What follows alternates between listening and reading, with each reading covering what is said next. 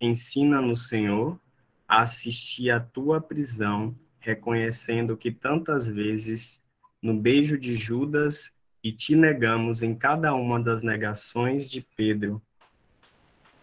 Ensina-nos, Senhor, a acompanhar-te no desamparado caminho da cruz e a fazê-lo com a compaixão de Verônica e a comovente disponibilidade do Cirinho. Ensina-nos, Senhor, a permanecer com Maria junto à cruz e a aceitá-la presencialmente ali, como nossa mãe. Ensina-nos, Senhor, a reclamar o teu corpo como fez Nicodemo e a buscar um sepulcro novo no jardim. Ensina-nos, Senhor, a seguir Maria Madalena ao sepulcro de tua manhã cedo, levando perfumes e lágrimas para honrar a tua morte e a sermos como ela, surpreendidos pela irrupção da tua vida. Ensina-nos, Senhor, a correr ao lado dos apóstolos Pedro e João e a compreender que hoje, se acreditarmos, também nós poderemos ver. Vamos ler rapidamente aqui a leitura da carta aos Filipenses. Tende entre vós os mesmos sentimentos que havia em Cristo Jesus. Ele, existindo em forma divina, não considerou um privilégio ser igual a Deus, mas esvaziou-se, assumindo a forma de servo e tornando-se semelhante ao ser humano. E encontrado em aspecto humano, humilhou-se fazendo-se obediente até a morte, e morte de cruz. Por isso, Deus o exaltou acima de tudo, e lhe deu o nome que está acima de todo nome, para que ao nome de Jesus todo joelho se dobre no céu, na terra e abaixo da terra, e toda língua confesse: Jesus Cristo é o Senhor, para a glória de Deus Pai. Palavra do Senhor. Graças a Deus. Graças a Deus. A gente não combinou, mas eu trouxe aqui a vela, depois acendo. Quem quiser fazer posteriormente pode até printar a tela ou tirar foto da tela para fazer em casa, no momento que estiver mais calmo, mais em silêncio, antes de dormir, meditar e guardar esse momento no coração. Boa noite, Ana Denise. Deus da esperança no tempo da vida nova. Deus da coragem nas dificuldades. Deus da serenidade no meio do medo. Deus da paz no mundo em guerra. Deus da luz no coração da noite. Eu acho que não vai dar para ver aí porque eu estou com a tela cheia, mas eu vou acender aqui, depois que eu tirar, vocês vão poder ver que essa luz que é Jesus acenda sempre em nossos corações, nos motivando, nos dando coragem para continuarmos. Vamos todos juntos para finalizarmos esse momento. Vem e acende em nós a esperança, a coragem, a serenidade, a paz e a luz. Com a tua graça. Amém. Vinde, Amém. Espírito Santo, enchei os corações dos vossos fiéis e acendei neles o fogo do vosso amor. Enviai, Senhor, o vosso Espírito, e tudo será criado, e renovareis a face da terra. Oremos, ó Deus, que instruíste os corações dos vossos fiéis, com a luz do Espírito Santo, fazei que apreciemos retamente todas as coisas, segundo o mesmo Espírito, e gozemos da sua consolação por Cristo nosso Senhor. Amém. Amém. Meus irmãos, muito obrigado por esse espaço à nossa forania. Que Deus nos conceda uma noite de muita sabedoria. Tenho certeza que vai ser proveitosa para todos nós. Janete, minha irmã, obrigado pela parceria. José, a palavra é com você. Deus te abençoe. Amém. Obrigado, viu, Durval e Janete, a Forania 2A. Os nossos informes, como já falei, por favor, mantenha os áudios desligados, porque se tiver ligado, eu vou remover, certo? Porque não tem como o assessor está falando e eu cortar o assessor para pedir para a pessoa desligar. Nem todo mundo fica olhando lá o chat para a gente mandar mensagenzinha, então, se a pessoa tiver com o áudio ligado, infelizmente, eu, uma ou duas vezes, tento desligar o áudio. Mas na terceira, infelizmente, eu vou ter que derrubar a pessoa, tá bom? Porque aí atrapalha a apresentação do assessor. E ter o cuidado sempre de não colocar em tela de apresentação, né? Porque alguns já estavam colocando aí, até as contas já estavam aparecendo, né? Então, tenha cuidado aí para não colocar sua tela de apresentação e você está colocando coisas que às vezes não pode ou não deveria aparecer aqui para a gente poder estar vendo, né? O processo é o mesmo, né? Vocês vão fazendo as perguntas, eu vou estar aqui de olho. Na hora que a Giovana também chegar, também ela vai estar de olho no chat. E a gente vai estar condensando essas perguntas. Façam bastante perguntas, tá? Pode fazer todas as perguntas possíveis acerca do tema, para a gente poder sugar o máximo no nosso assessor, né? Já que ele está tendo bastante conhecimento, então vamos sugar o máximo, gente. Vamos aproveitar o máximo, porque não é todo dia que a gente tem um assim, certo? Aí, quem quiser fazer a pergunta no chat, coloca lá no chat, que aí, depois que ele fizer a apresentação dele, a gente vai fazer as perguntas do chat. E quem quiser falar a sua pergunta, coloca aí na sua telinha, levantando a mãozinha, na ordem eu vou chamando para fazer a apresentação. Todos entendidos? Ótimo. Então, vamos acolher de forma muito especial, carinhosa, o nosso seminarista Lucas Sena, né? Ele que já está aí na luta há bastante tempo, né? E está fazendo seu TCC, né, nessa área. Então, o Padre Zeca o convidou, né, em nosso nome, em nome de toda a Pastoral Catequética, para que ele pudesse falar um pouco sobre esse tema para conosco, que é a catequese como espaço celebrativo. Mas antes dele começar, eu gostaria de pedir para que ele se apresentasse um pouquinho para a gente, né?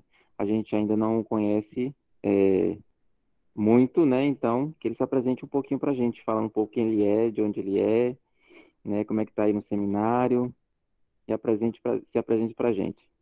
Então, a palavra está contigo, Lucas. Boa noite a todos e a todas, queridos catequistas, né, da nossa arquidiocese. Fico muito feliz com um grande número de pessoas aqui hoje. Realmente, como o padre Zeca falou, era esperada essa quantidade mesmo. Então, fico muito feliz e honrado em estar aqui com vocês hoje nesta formação tão importante. Pois bem, meu nome é Lucas, como já foi dito, sou seminarista aqui da Arquidiocese de São Salvador da Bahia, pertenço à paróquia Santa Clara, em Águas Claras, e estou no terceiro ano da configuração no seminário, ou seja, no terceiro ano da teologia. Assim, com a graça de Deus, no ano que vem, estarei concluindo esta etapa, para assim se preparar para a ordenação diaconal e, posteriormente, presbiteral.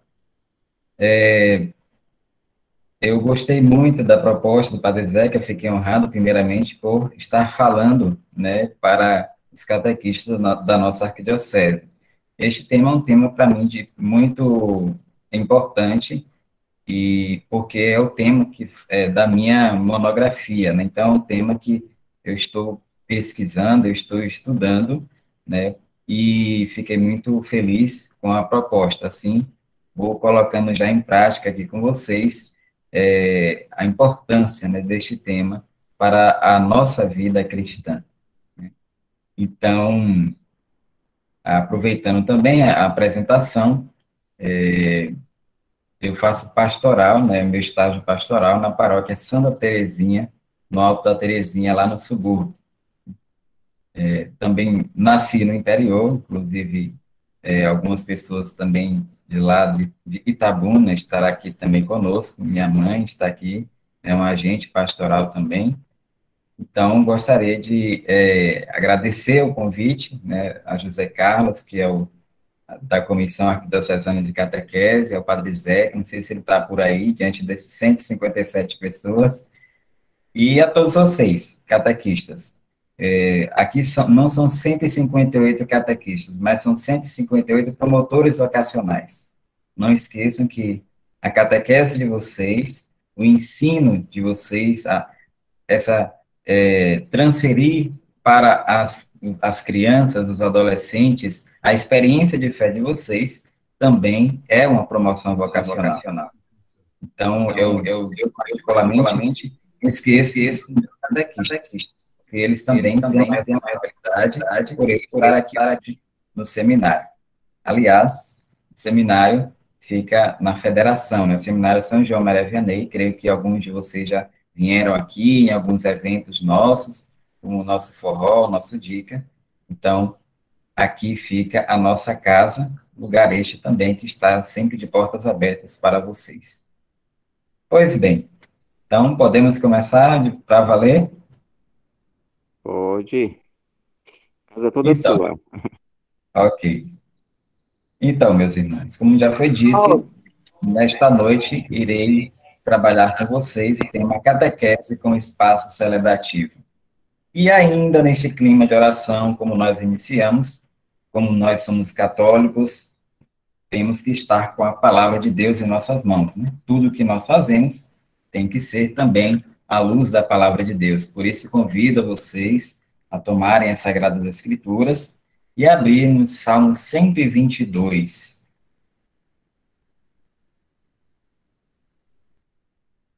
Vamos meditar este salmo que se encontra na nossa Bíblia, o Salmo 122.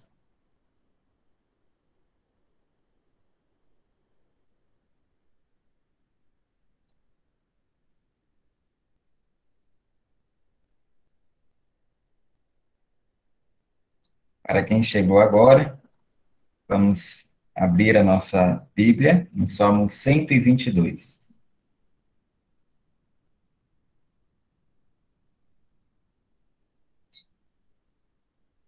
Alguém poderia ler, por favor?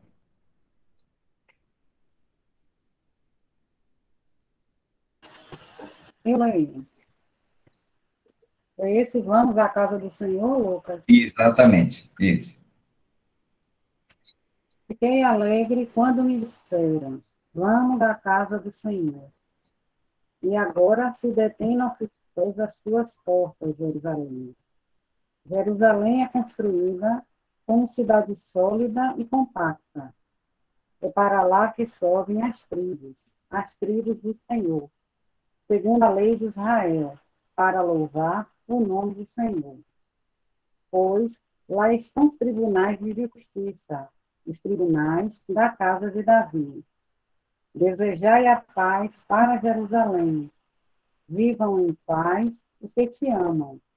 Haja paz nos teus muros, segurança nos teus palácios.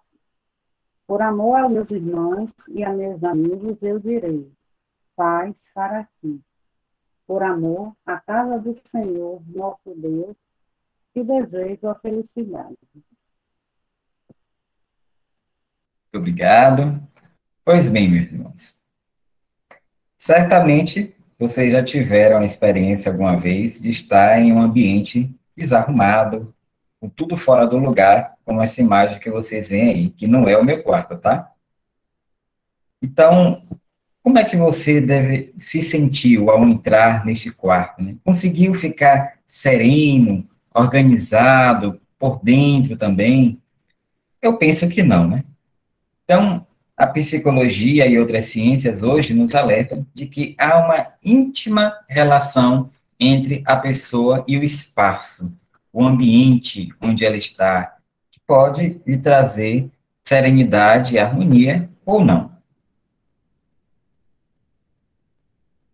Então, com o espaço litúrgico, não é diferente. A experiência do mistério cristão, ele exige o rito.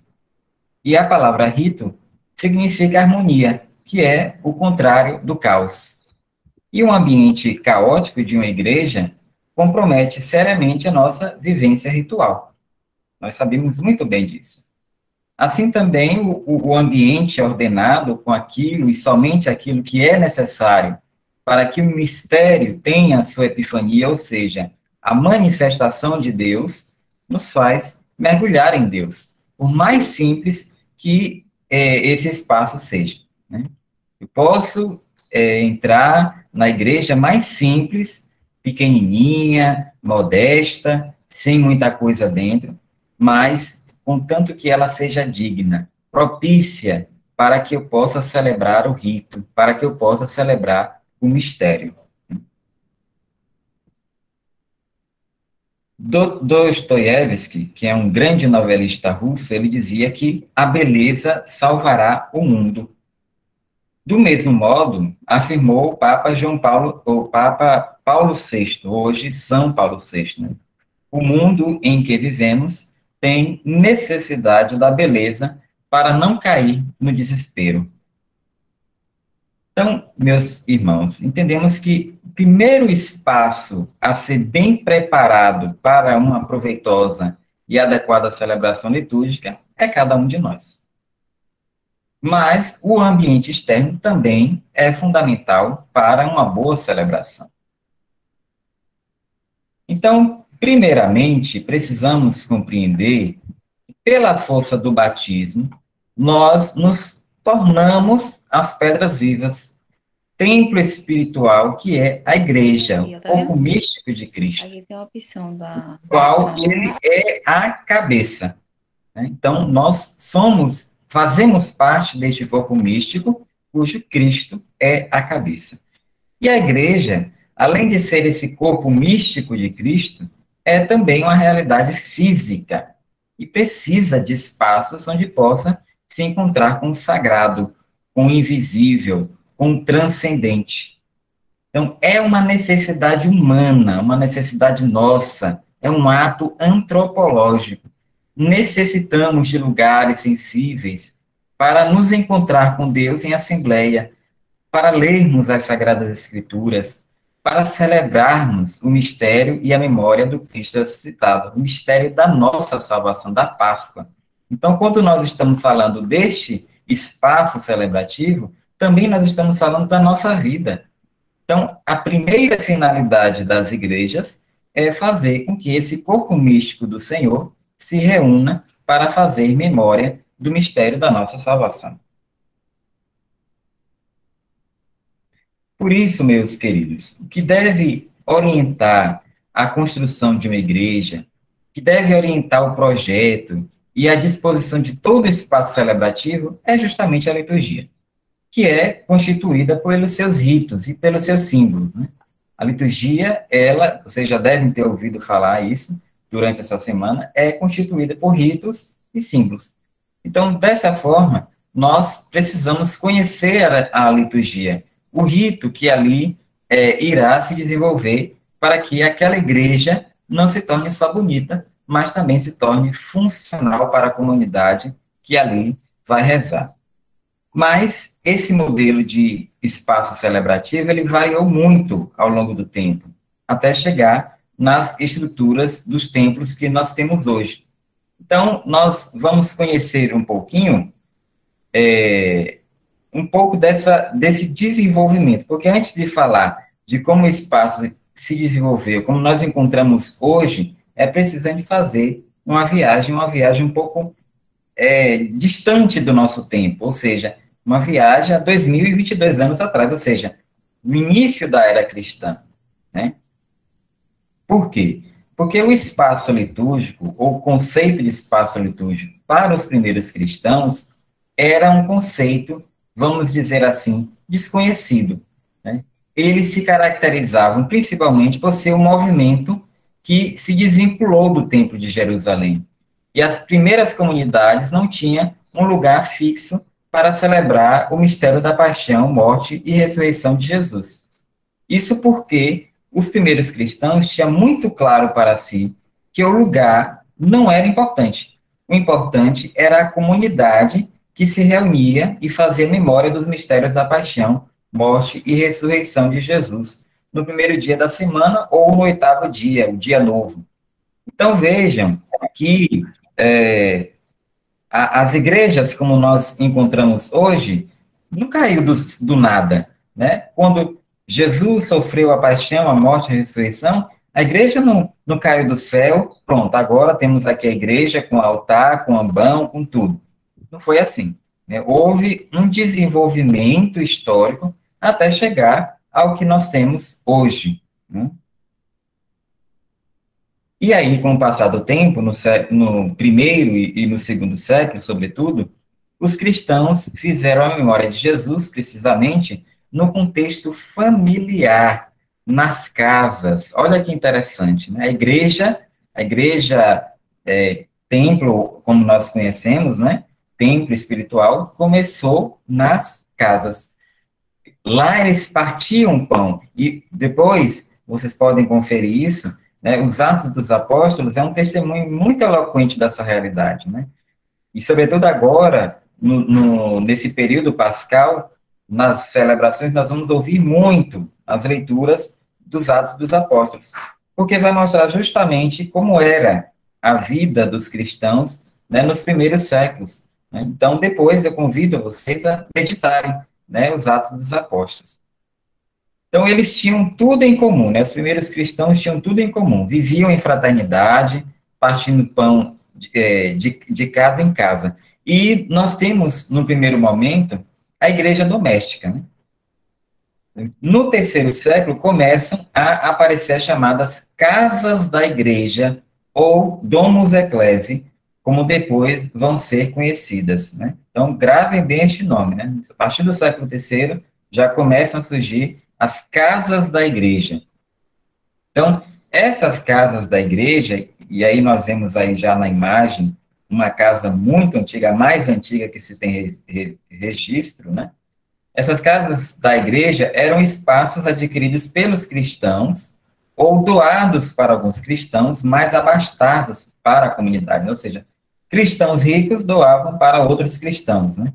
Então, eram casas que depois eram adaptadas de acordo com a liturgia que se celebrava, claro, né? Se é uma casa, eu preciso adaptar para que aconteça ali a liturgia sagrada, né? Então, havia espaço para os catecúmenos, havia espaço para a assembleia, né, como nós vemos aí na imagem, ou seja, a sinaxis.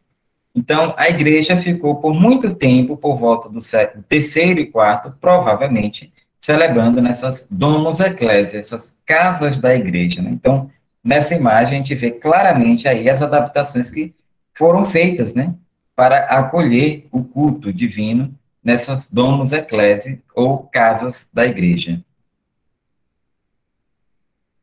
E é interessante o nome, porque o edifício cristão, o edifício sagrado, ele não é considerado uma casa de Deus, mas uma casa da comunidade, da igreja que se reúne. Porque a igreja com I maiúsculo, somos nós, né?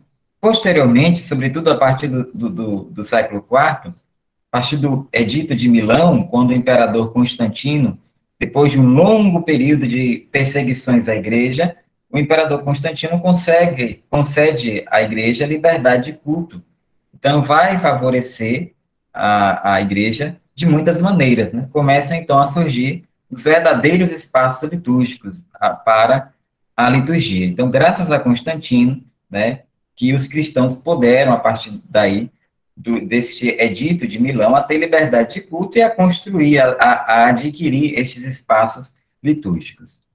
Então, o imperador também, de diversas outras formas, os cristãos conseguiram as basílicas, né, como nós vemos aí na imagem, né? A Arquibasílica do Santíssimo Salvador e dos Santos João Batista e João Evangelista de Latrão. Essa basílica, senhores catequistas, gravem bem, é a Catedral da Diocese de Roma, e é a sé episcopal oficial do Bispo de Roma. E quem é o Bispo de Roma? O Papa. Então, essa é a mãe de todas as igrejas do mundo cristão. Então, se perguntarem a vocês qual é a igreja mais importante do mundo cristão, é esta Catedral Basílica, a Basílica de São João de Latrão, porque é nesta basílica, como nós vemos na imagem a seguir, que fica a cátedra do Bispo de Roma, ou seja, do Papa. Então, as basílicas, eram órgãos públicos, né, do Império Romano, e foram doadas, né, os edifícios basilicais foram doados aos cristãos para que eles pudessem ali celebrar a sua liturgia, celebrar o culto. E assim, então, a partir daí começam a surgir os espaços, e foram ganhando sempre mais relevância na vida da comunidade, claro, de acordo com aquilo que se compreendia da liturgia. Os espaços, então, foram ganhando também significado, sentido, até se tornarem aquilo que nós temos hoje. Então, gostaria ainda, com as Sagradas Escrituras em mãos, que vocês abrissem aí em Efésios, na carta de São Paulo aos Efésios, no capítulo 2, versículos de 19 a 22.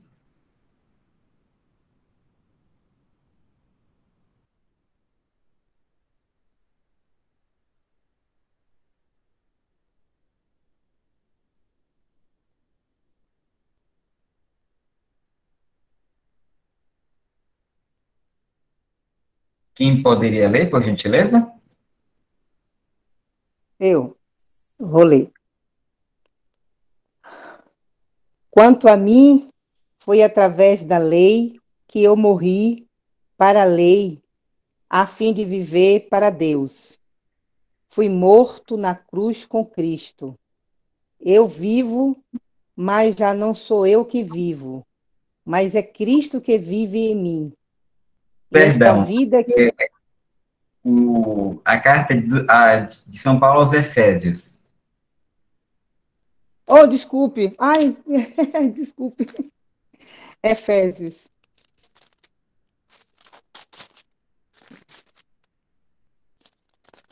Já estou aqui. Vocês, portanto, já não são estrangeiros e nem hóspedes, correto? Isso. Mas concidadãos do povo de Deus e membros da família de Deus. Vocês pertencem ao edifício que tem como alicerce os apóstolos e profetas. E o próprio Jesus Cristo é a pedra principal desta construção. Em Cristo, toda a construção se ergue, bem ajustada, para formar um templo santo no Senhor. Em Cristo, vocês também são integrados nesta construção, para se tornarem morada de Deus por meio do Espírito. Palavra do Senhor. Graças a Deus. Obrigado. Então, meus queridos, nós partimos sempre do pressuposto de que o espaço celebrativo, assim como os demais elementos de uma ação litúrgica, deve estar sempre a serviço da experiência do mistério do Cristo. Então, a nossa ação litúrgica está toda ela voltada para a experiência do mistério do Cristo. E nada mais. Qualquer coisa para além disso é vaidade, né? E nós não vamos aos nossos templos celebrar o culto para nos envaidecermos, mas para celebrarmos a experiência do mistério do Cristo. Cristo ressuscitado. Então, o ambiente será tanto mais litúrgico, quanto mais ele levar a comunidade, levar a pessoa a falar com Deus. Quanto mais o ambiente falar de Deus. Então, nós precisamos favorecer que o ambiente, né, para que as pessoas que vão àquele ambiente possam falar com Deus, né? Então, por isso mesmo, há que se ter todo o cuidado para que o ambiente de uma igreja não seja dispersivo, levando a Assembleia a perder o foco da centralidade que é Cristo. Quando a gente entra na igreja, a gente mergulha no sagrado.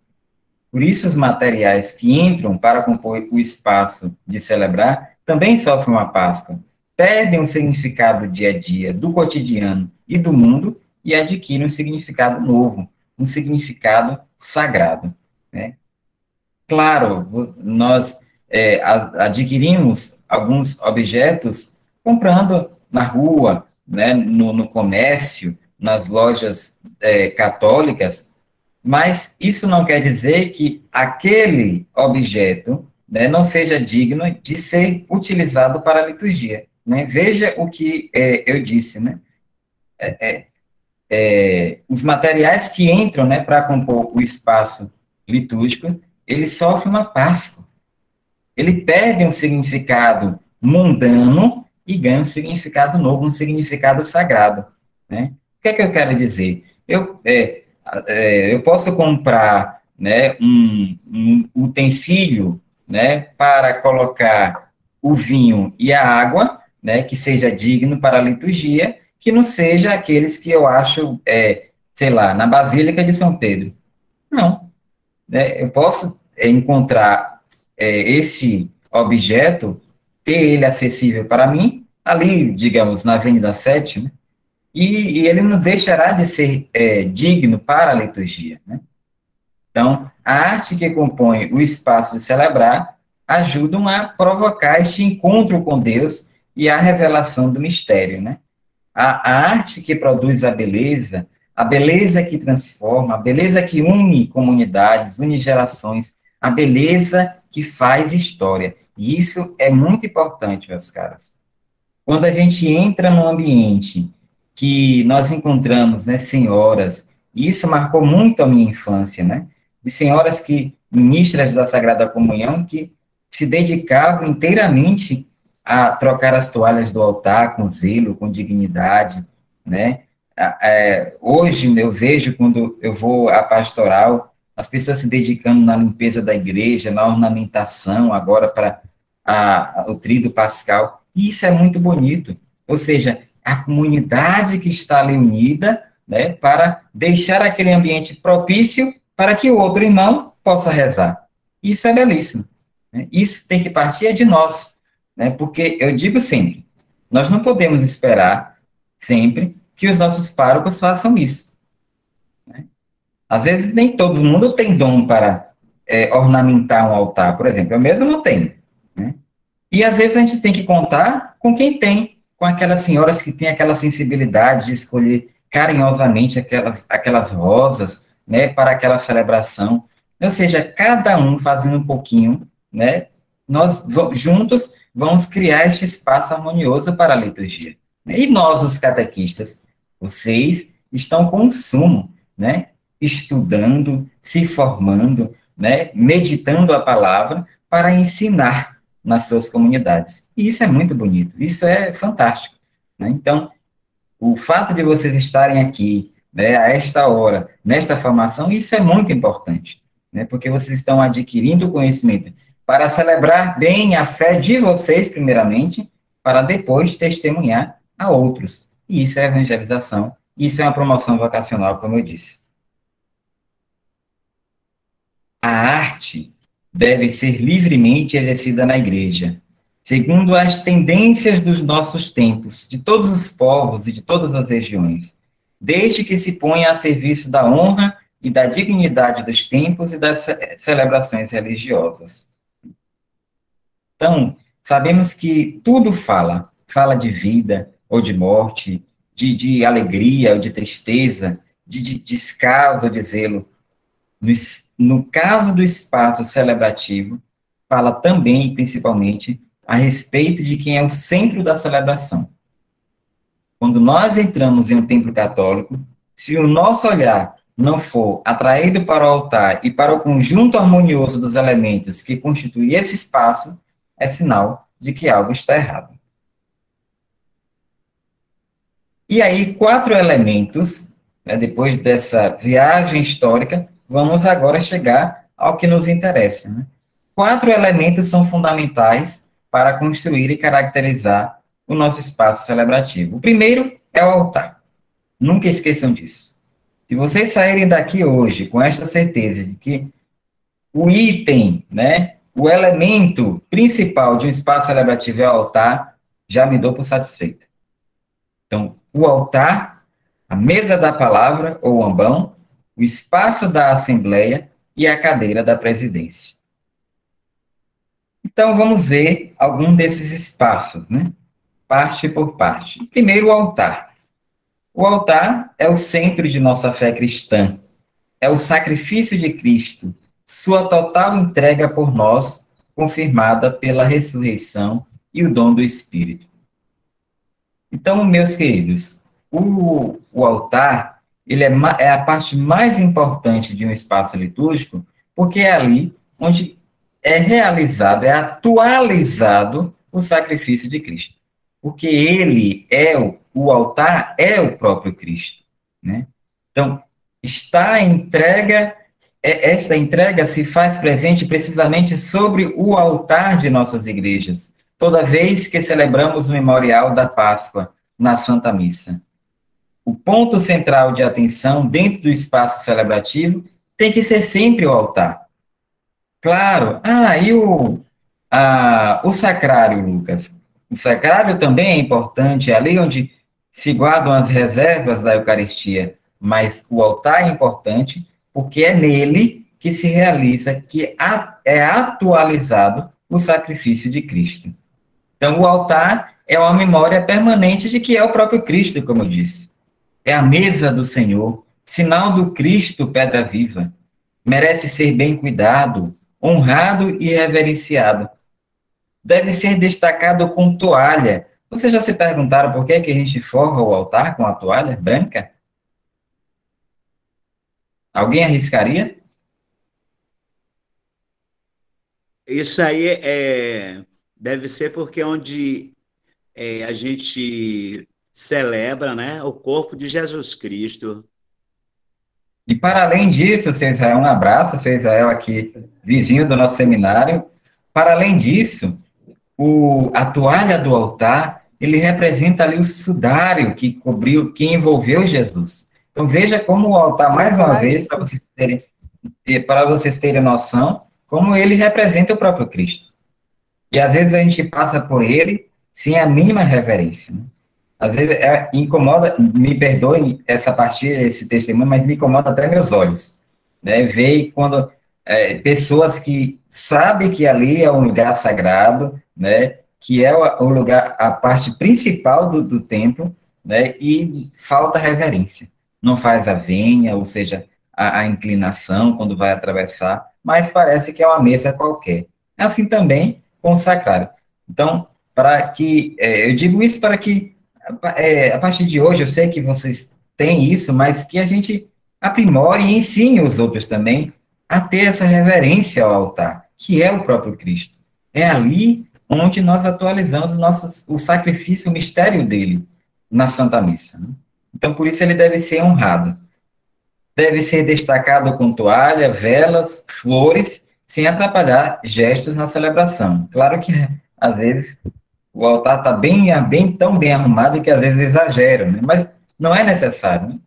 Às vezes, um jogo de flores, né, no altar, no ambão, no sacrário, já é o suficiente. Não precisa a gente colocar uma mata atlântica, uma floresta amazônica no presbitério.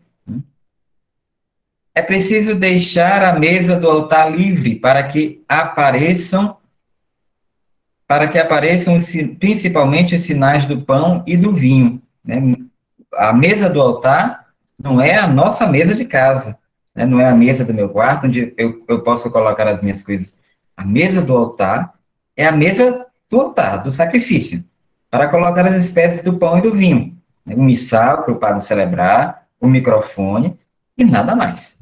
Não é lugar de colocar livro, não é lugar de colocar o ofertório que chega, né, na procissão. Enfim, o altar tem que estar livre dessas coisas, né?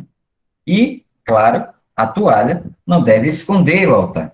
Eu sei que nas nossas igrejas, né, nós temos toalhas bonitas, né, mas que às vezes cobre todo o altar. E isso não pode acontecer, né? Como nessa imagem que nós vemos aí, né? Tem a toalha do altar, mas ele não está cobrindo o altar por inteiro. Depois nós temos o ambão. O ambão também tem o seu significado muito importante no espaço celebrativo, né? Cristo está presente quando se proclama a palavra na igreja, porque a palavra de Deus é importante, precisa de um lugar de destaque, né?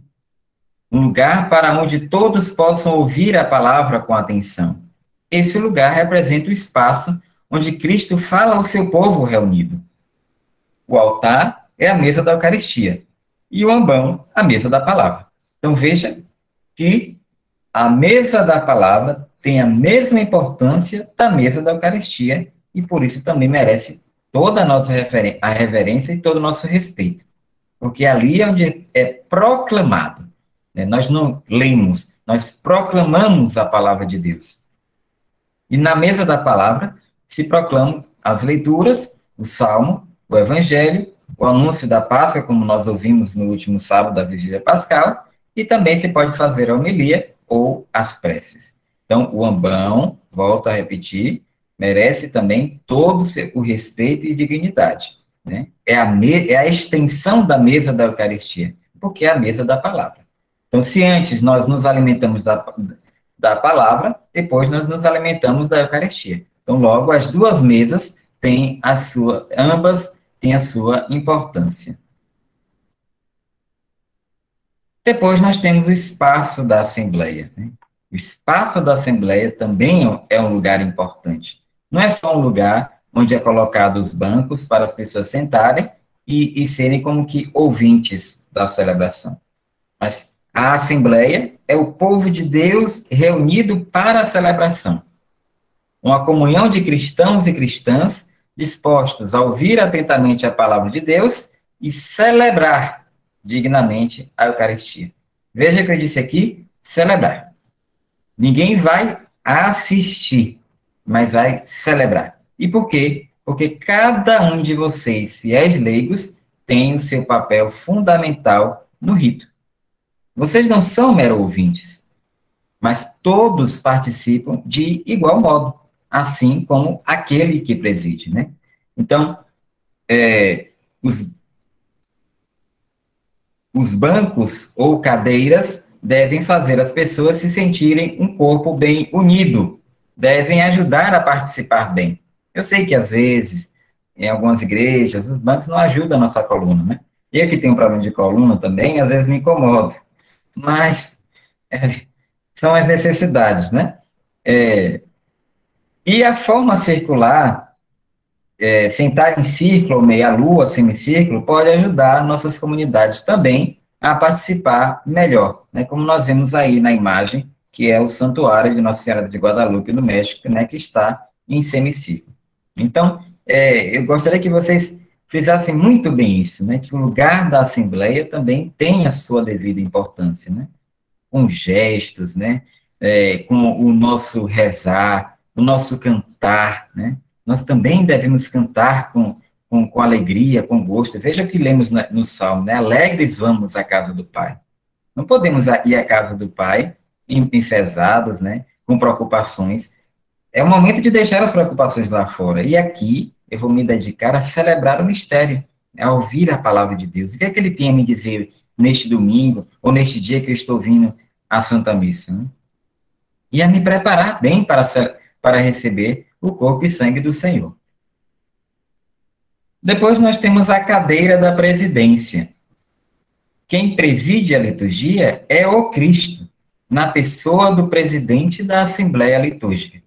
Então, quem preside a liturgia, meus caros, não é simplesmente o padre fulano ou o padre ciclano, mas é o próprio Cristo na pessoa daquele padre. Então, o ministro ordenado, seja ele o padre ou o bispo, é um sinal do Cristo presente. Sei que cada um de nós temos as nossas limitações, e o padre também, o sacerdote também. Ele é humano, não caiu do céu, mas ali na liturgia, ele é o próprio Cristo. A igreja recomenda que se coloque em destaque a cadeira de quem preside. Ela manifesta que alguém preside a assembleia e dirige a oração. Não precisa ser uma cadeira como um trono. A cadeira da presidência deve combinar com o material do altar e do ambão. Então, aí vemos alguns exemplos de cadeira da presidência. E a cátedra, Lucas? A cátedra é uma cadeira também presidencial, mas ela é a cadeira do bispo que está na catedral. Por isso, catedral. Porque na catedral naquela igreja catedral, está a cátedra do bispo. Então, se vocês forem em nossa catedral, no centro histórico, vai lá ver no altar, na lateral, a cátedra do bispo. Né? Então, a cátedra só se encontra na catedral. Nas outras igrejas, é a cadeira da presidência. E depois aqui nós temos outros elementos que caracterizam o espaço da igreja, como a torre, ou o campanário, né, que infelizmente tem se perdido ao longo do tempo, mas precisamos resgatar, né, esta tradição dos sinos, né. Atualmente, nossa arquidiocese está sendo feito um trabalho muito bonito de recuperação dos sinos das igrejas do centro histórico, né. A porta tem um simbolismo também muito importante, o átrio da igreja, que seria uma espécie de pátio, né, o lugar da reconciliação, tem o batistério também, o lugar do batismo, que eu vou falar algo um pouco daqui a pouco sobre ele, e também nós temos o confessionário, né, o lugar da reconciliação, que podemos encontrar em igrejas mais antigas, né, nas igrejas mais modernas é um pouco difícil, mas não é impossível encontrá-la, né. Vocês poderiam também me perguntar, nas igrejas antigas, por exemplo, né, existem aqueles altares que ficam nas laterais, né, são vários altares que ficam nas laterais dessas igrejas antigas. Por exemplo, vou citar aqui um exemplo, o Mosteiro de São Bento, tem o altar principal, mas na lateral, né, nas laterais, existem vários altares, né. Então, aqueles altares, né, surgiram na Idade Média, a partir do século IX, né, porque, além das missas dominicais, houve também uma multiplicação de missas privadas, ou seja, um sacerdote celebrava a missa por uma intenção particular, ou por vários defuntos, né, por um ou por vários defuntos, pela saúde dos enfermos, em honra a um santo, né, de devoção. Então, foram surgindo esses altares, né, para celebrar essas missas, né, particulares, né. Por isso que nós temos hoje também esse costume, né, de ter as intenções, né, nas celebrações. Eu falei do batistério, né, alguns batistérios se encontram à esquerda da entrada da igreja. Eles se encontram neste lugar porque era para simbolizar a entrada no povo de Deus, né. Então, antes das pessoas comungarem, né, precisavam se batizar. Então, para isso, o batistério se encontrava do lado esquerdo da igreja, porque lá ele se batizava e aí sim poderia adentrar no templo para celebrar, né. Isso é tanto que antigamente as pessoas que não eram batizadas só ouviam a liturgia da palavra. Depois da liturgia da palavra, elas se retiravam da igreja, né. Então, quando havia o batizado, né, os escrutínios, né, os exorcismos, né, toda aquela preparação no tempo da quaresma, né, se batizava na vigília pascal, e aí sim, né, elas participavam da celebração integralmente.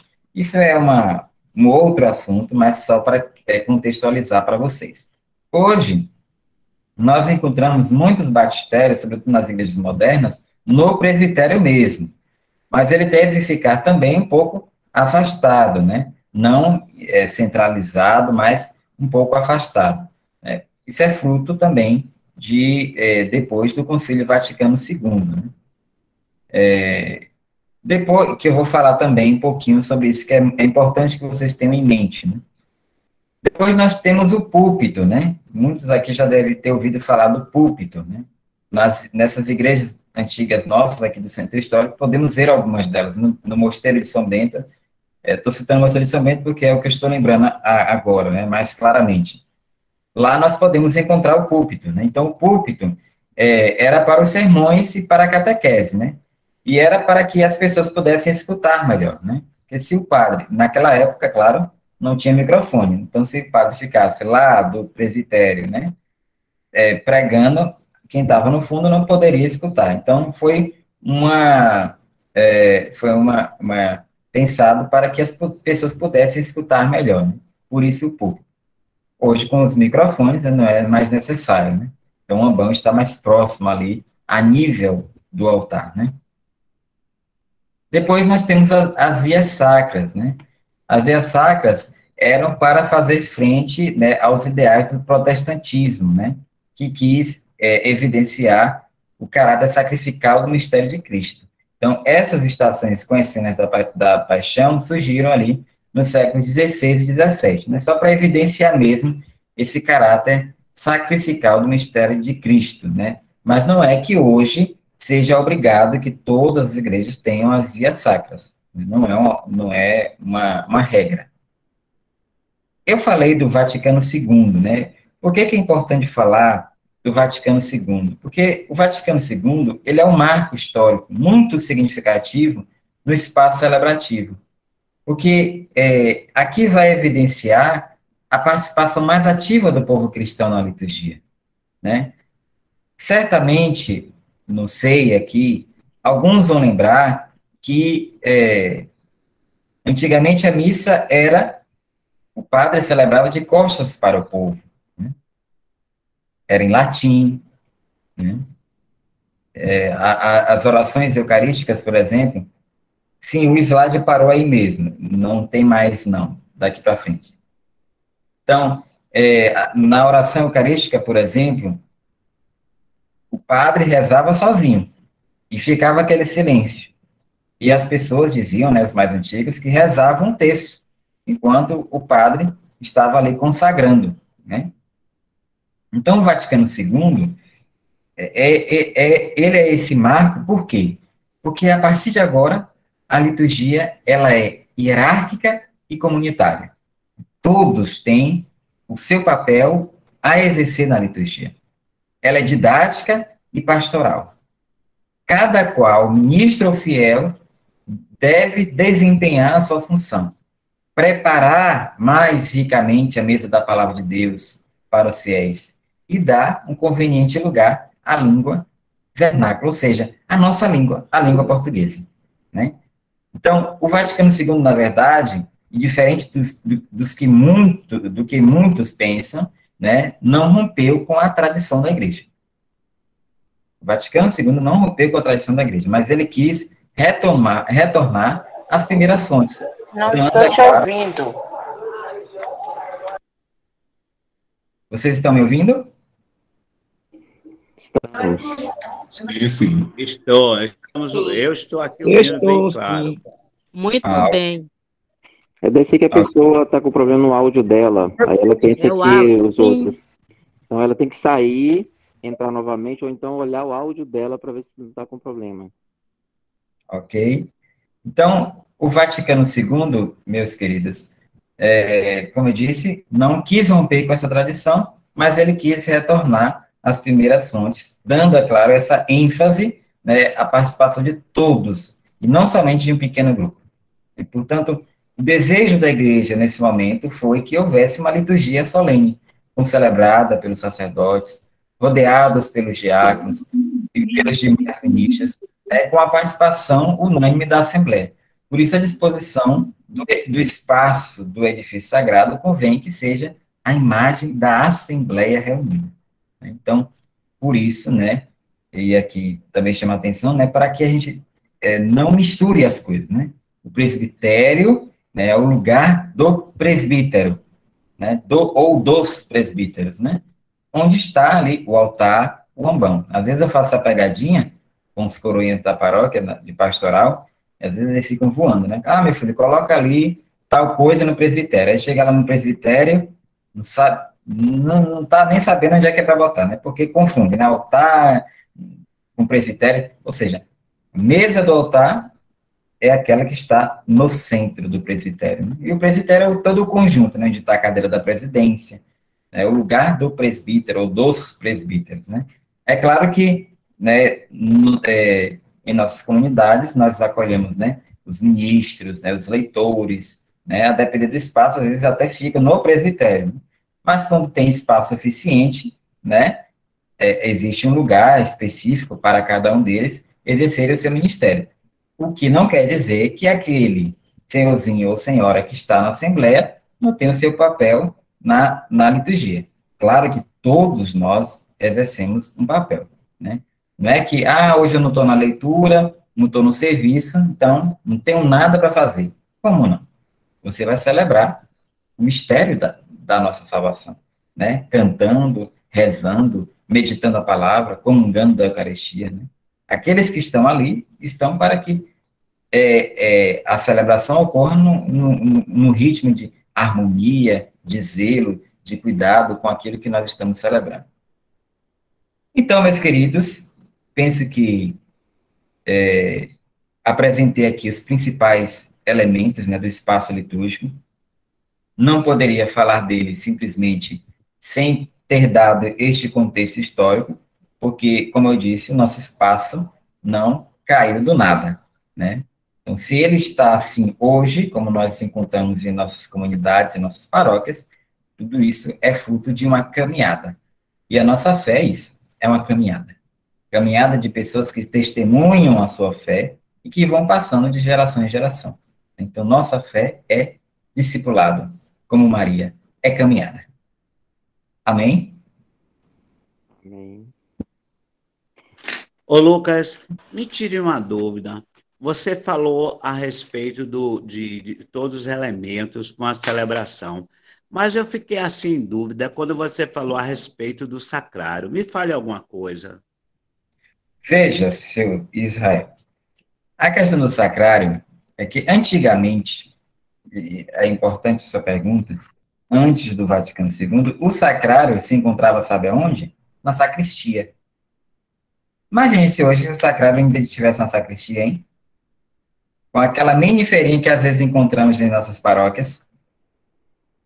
Então, depois do Vaticano II, né, se criou um ambiente para acolher o sacrário, né, e para que as pessoas ali pudessem fazer as suas orações, né. Então, não é que ele seja menos importante, claro que ele tem essa importância, ali está a reserva do corpo de Cristo, né, mas ele não deveria estar exposto como é hoje, como a gente encontra em muitas igrejas, principalmente na nossa arquidiocese. Né? Em muitas das nossas igrejas, o sacrário está no meio do presbitério. Né? Isso, às vezes, em algumas igrejas antigas, por exemplo, é fruto diante do concílio, né? Que ficava o sacrário no meio do presbitério. Mas hoje, o que se aconselha é que se tenha uma capela dentro da igreja específica para o Santíssimo Sacramento. Mas, volto a dizer, a importância do altar ganha relevância maior porque é nele que se realiza, que se atualiza o sacrifício de Cristo. Ali onde é consagrado as espécies do pão e do vinho, ou seja, onde acontece a transfiguração, onde aquele pão e vinho se transformam no corpo e sangue de Cristo. E aí as reservas daquilo que foi consagrado tem que ir para algum lugar, ou seja, o senhor que é ministro, né, vai para o sacrário. Ok? Ok, Lucas, muito obrigado pela explicação, viu? Nada. Vamos lembrar de levantar a mãozinha, viu, na tela para colocar na ordem. Já tinha pessoas inscritas aí para poder fazer as perguntas. Então você poderia organizar aí as perguntas e aí a gente... Vamos começar com duas aqui que tem muito a ver, uma com a outra. É necessário 2 toalhas no altar? A toalha deve ser bem curta? Não tem problema. Eu sei que às vezes, e até entendo, é justo, né? Que às vezes as senhoras, né, colocam a toalha branca até para proteger o altar, outra com renda, né? Porque se botar só a com renda, vai ficar estranho, né? Vocês que entendem, as mulheres aí que entendem de costura, de estética, né? Mais do que eu. Então, não tem problema algum. Agora, o que não pode acontecer é colocar toalha de couro. Toalha de couro no altar não pode. É a toalha branca, porque simboliza a Páscoa. Páscoa é branco. Né? E ali no altar nós simbolizamos, nós celebramos o mistério da nossa vida, que é a morte, a paixão, morte e ressurreição de nosso Senhor. Né? Então, não tem problema colocar as 2 toalhas. Né? É até bonito, né, esteticamente falando. mas contanto que seja a toalha branca, né? E que não cubra, como eu disse, todo o altar. E até porque existem alguns altares, não sei na paróquia de vocês, que existem alguns desenhos, né, algumas obras no próprio altar, que se você coloca uma toalha grande, vai cobrir. Então, vai perder o sentido, né, de ter feito um altar com aquela obra, aquele desenho, aquela pintura. E Não tem aquela, problema que tenha. alguns colocam também a toalha roxa no período ou quaresmal, no período do advento, alguma coisa assim. Também não é liturgicamente correto? Contanto que coloque uma branca por cima. Certo. Claro, gente, que a gente não vai poder se desfazer das nossas toalhas. Eu não posso chegar eu recebi uma formação que falaram que tem que ser a toalha branca. E aí, o que é que a gente vai fazer com as toalhas que já tinha? Vai jogar fora? Não. Coloca, mas que em cima se coloque a toalha branca. Uhum. Uma outra pergunta é, se não houver estrutura para a pia batismal, pode-se colocar a pia móvel, como algumas igrejas fazem? Não seria uma pia móvel, mas seria a bacia e a jarra para a celebração, né? Mas a pia, ela tem que estar ali fixa, ela não pode ser móvel. Tem escrito aqui na nossa filhinha de Ana Maria Nascimento, levantou a mãozinha. Quer fazer a pergunta, Ana Maria?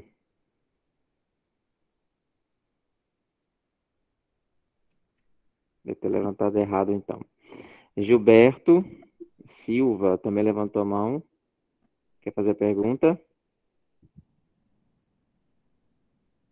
Você saiu. Alessandro Freitas levantou a mão. Ok. Lucas, boa noite. Boa noite. Vamos lá, 2 perguntinhas rápidas. O senhor citou aí sobre a importância do altar, né? Que é a mesa da Eucaristia e a mesa da palavra, que é o ambão.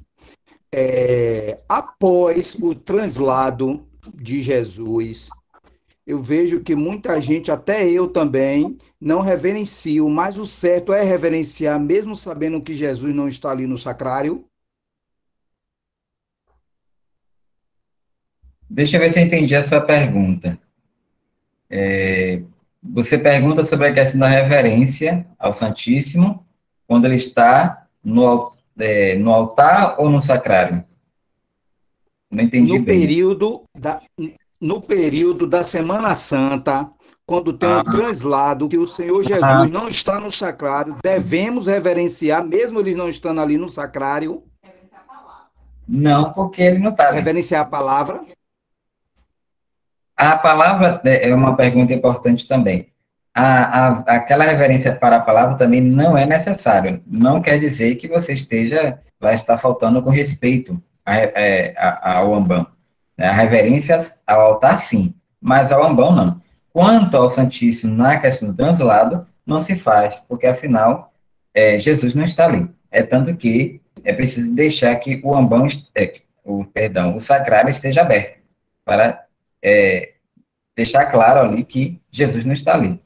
Eu achava engraçado no meu interior que, na sexta-feira santa, né, tinha a capela do Santíssimo, e as pessoas, depois da comunhão, ia à capela do Santíssimo, mas não era necessário, porque o Santíssimo não estava ali, não tinha reservas eucarísticas ali.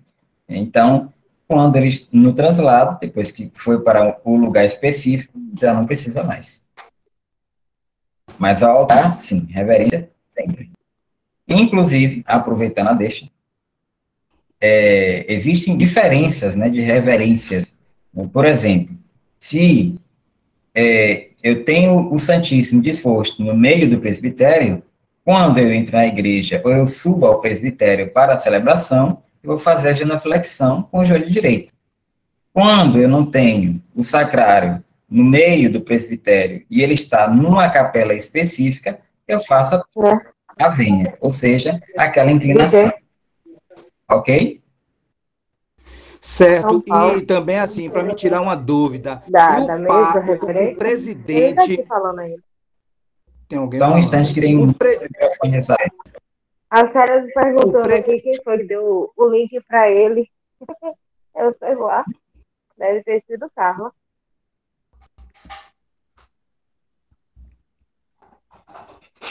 Pode falar. A continuidade da minha pergunta é em relação à Semana Santa. Com a presença ali do Sim, presidente na pessoa de Cristo, devemos reverenciar?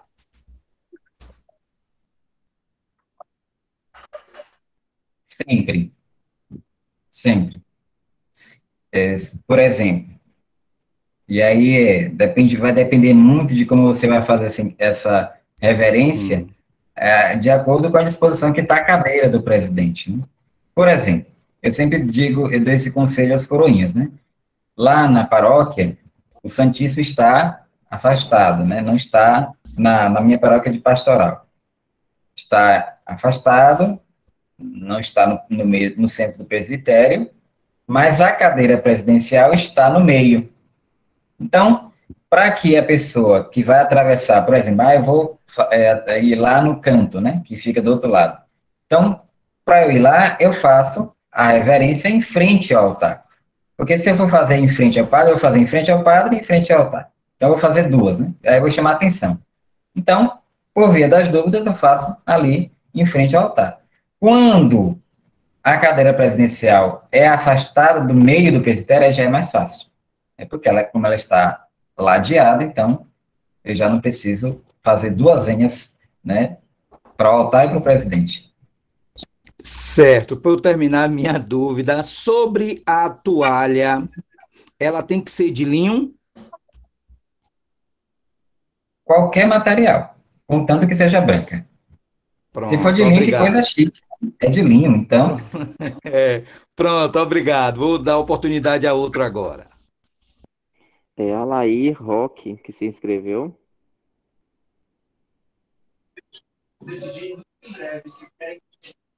Boa noite. Boa noite. Boa. Eu quero apenas fazer assim duas citações aqui.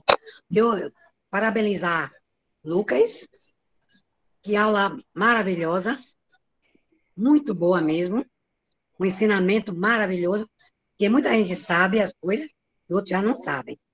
Como eu sempre estou trabalhando no altar, né, vestindo o altar, ornamentando o altar, eu sei que ele é presbitério, umas coisas que o senhor falou aí, que eu não sabia. Que a toalha do altar, eu sempre sei que a toalha do altar é uma peça de muito valor e muito respeito, porque é a toalha que cobre o altar. O altar também é o lugar, a mesa do sacrifício, que devemos ter todo respeito e reverenciar. Eu reverencio o altar de Jesus, quando eu reverencio. Porque eu sei que o altar é um lugar do sacrifício, né? E da celebração, da consagração. Mas eu não sabia que a toalha do altar é o. Como é que chama? Sudário. Sudário. O sudário. O santo sudário. Isso Deus aí, é- para mim, foi uma descoberta maravilhosa. Se eu já tinha respeito, agora mesmo eu vou ter Agora mais. mais ainda. E outra coisa, também sobre os altares das igrejas de antigamente, né? Aqueles altares do lado. Não sabia nunca para que era. Eu vejo ali, mas para mim era para abrilhantar mais a igreja. Olha que coisa linda. É para celebrar, né?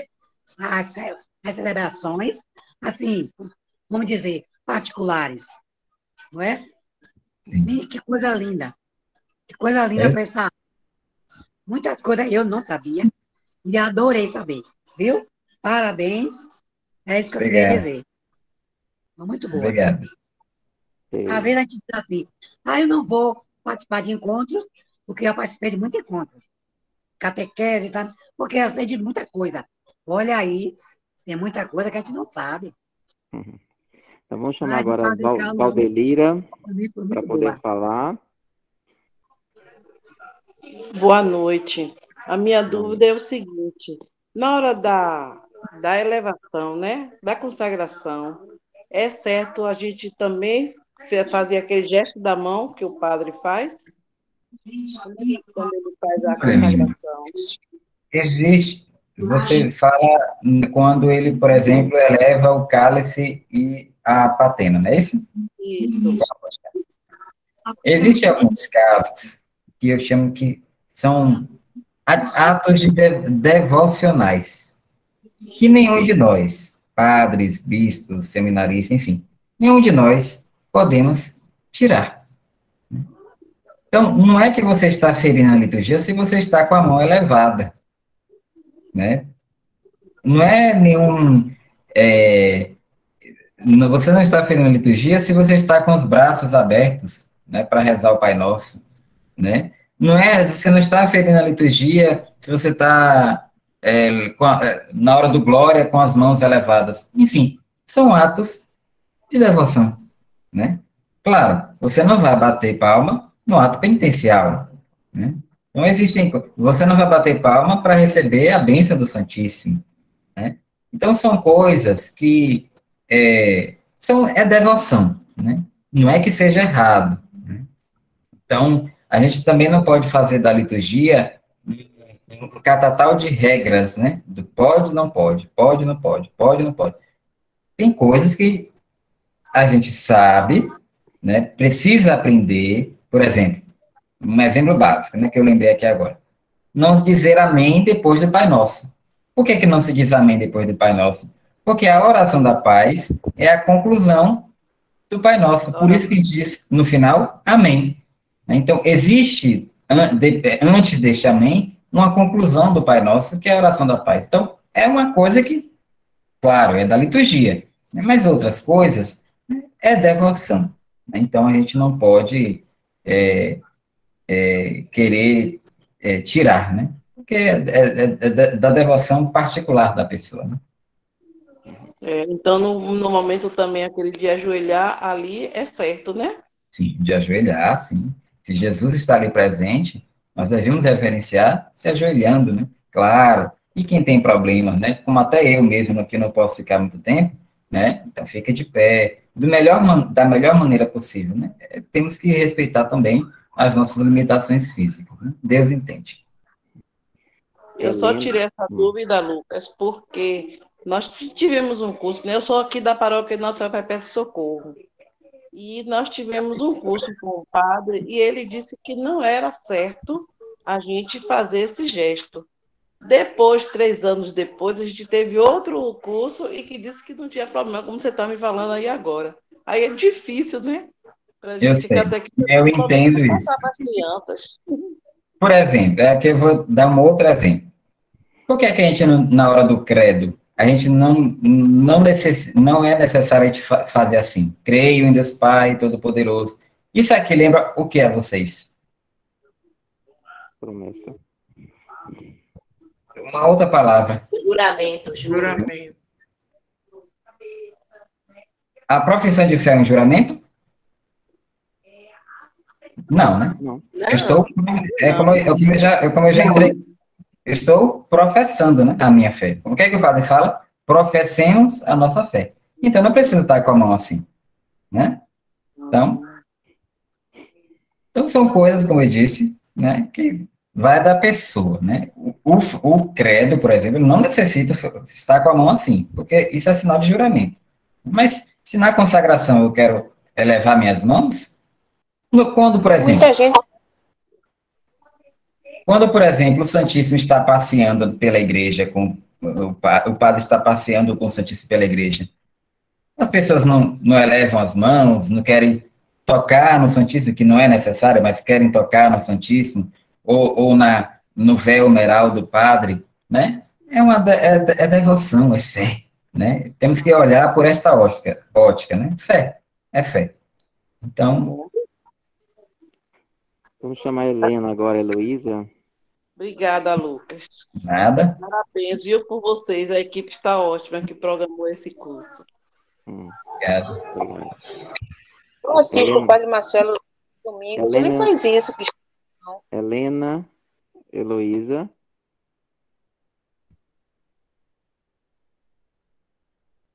Helena deve ter colocado a mão aí errado, né?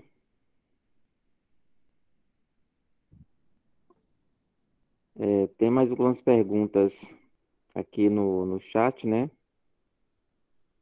É ofensa deixar o altar desnudo sem ter celebração? Não convém. Deve, a todo momento, ele está coberto. O único momento que a gente descobre o altar, desnuda, né, o altar, é na após a celebração da Quinta-feira Santa, né, onde a gente tira as reservas eucarísticas do sacrário, leva para outro lugar apropriado e aí desnuda o altar. Mas, fora isso, mesmo com a igreja fechada, né, terminou a missa, vai fechar a igreja, tem que mantê-lo coberto. Quanto à colocação das imagens no presbitério, na paróquia Nossa Senhora de Fátima, ficava ao lado do Cristo crucificado, no mesmo local. Agora vai ficar na lateral, no presbitério. Por que Nossa Senhora não poderia ficar ao lado do Cristo crucificado? Me disseram que não era litúrgico. Verdade, não é? Então, deixa eu ver se eu entendi. O Cristo crucificado ficava no meio, com Nossa Senhora do lado? Não. Quanto ficava ao lado a Nossa Senhora de Fátima ficava ao lado do Cristo crucificado, no mesmo local. Uhum. Não disse se é no centro, se é do lado, né? Agora vai ficar na lateral no presbitério. Deve ser que o Cristo estava no centro e Nossa Senhora do lado. Deve ser assim, então, que ela quis colocar. É uma questão mesmo e agora vai ficar do lado e não vai ficar ao ladinho de Cristo crucificado na frente. Né? É uma questão mesmo de arquitetura, né? Mas mãe e filha não vai brigar por isso, né? Então, é mesmo uma questão mesmo do arquiteto que fez o projeto. Mas, contanto que tenha, né, a imagem do Cristo e de nosso crucificado e de Nossa Senhora, né? Mas não importa a ordem, né? Mas pode, então, né? Não é antilitúrgico, não, né? Certo. Ô, José, licença aqui. A gente está escutando em família, né? Com a Helena também, minha esposa, é catequista aqui da comunidade. A gente tentou falar, mas não conseguiu pelo celular dela, então eu loguei pelo meu aqui. Então, boa noite, gente. Vamos que vamos, né? Sou Jean, da Catequese Musical. Estamos aqui assistindo e participando pelo celular de Helena hoje. Mas, enfim, a pergunta é o seguinte, a dúvida da nossa família. Em detrimento da tradição, da vaidade do clero, da vaidade da comunidade, como ter o meio termo para preservar o presbitério das comunidades em detrimento a quebrar por quebrar ou a renovar por conta de um modismo? Qual é o meio termo que a gente tem? Que quando tem uma igreja que é tombada, a gente percebe que existe um certo zelo e cuidado por conta ali dessa questão. Mas dentro das comunidades, geralmente, né, se troca de sacerdote ou de congregação, você vai ali, quebra esse altar, o presbitério, a mesa, né? Então, eu queria saber, Lucas, existe algum parâmetro canônico onde nós leigos, que a gente possa dialogar e dizer, não está quebrando, não está caindo, é descartável. A gente vive uma cultura do descartável, o Papa Francisco tem falado muito bem disso, na Laudato Si. E aí, como ter esse equilíbrio entre a vaidade, a tradição, né, e essa questão da comunidade? Obrigado. Eu creio, meu irmão, que seria duas coisas, sensibilidade e diálogo. Sensibilidade com o sagrado, né, que eu não posso fazer o que quero, né, e diálogo com a comunidade, porque, afinal, a igreja não é nossa, né? A igreja não é nossa. Né? Então, a igreja é de toda uma comunidade que está ali reunida, né, em torno desta igreja. Padre, bispo, passam, mas vocês permanecem.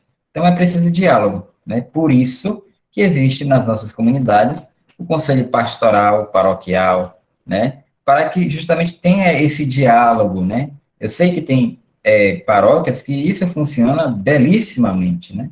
Então, é preciso ter diálogo.